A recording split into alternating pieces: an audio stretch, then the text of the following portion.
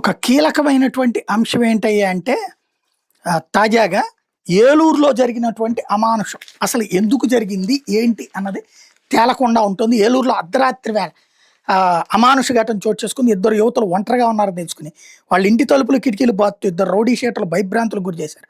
ఆ తర్వాత వాళ్ళలో ఒక యువతిని ఓ రౌడీ షీటర్ కొట్టుకుంటూ సమీపంలో సచివాలయానికి లాక్కెళ్ళి అత్యాచారానికి పాల్పడినట్టు విశ్వసనీయ సమాచారం. ఆ తర్వాత ఇద్దరు యువతులను రౌడీ షీటర్లు బెల్టులతో దారుణంగా కొట్టాడు తెలిసింది. తాము పోలీసులను ఆశ్రయిస్తే వాళ్ళు సరిగ్గా స్పందించలేదని బాధితులు ఆరోపిస్తున్నారు.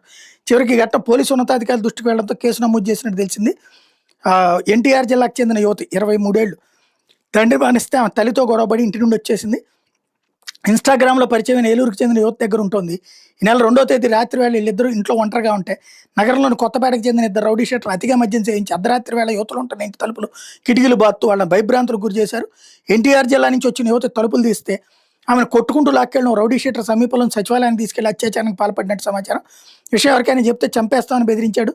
ఆ తర్వాత యువతలిద్దరిని బెదిరించి వెళ్ళిపోయిన ఆ ఇద్దరు రౌడీ షీటర్లు మరో గంట తర్వాత స్నేహితులతో వచ్చి యువతలు మళ్ళీ బెల్టులతో ఇష్టం వచ్చినట్టు కొట్టి బెదిరించి వెళ్ళారు. దీంతో బాధితులు ఇద్దరు నగరంలో పోలీస్ స్టేషన్కి వెళ్తే పోలీసులు పట్టించుకోలేదు. అయితే పోలీసు ఉన్నతాధికారికి దారుణ ఘటన గురించి తెలియడంతో అత్యాచార బాధితులను ఆసుపత్రిలో జరిపి చికిత్స చేస్తున్నట్టు తెలిసింది.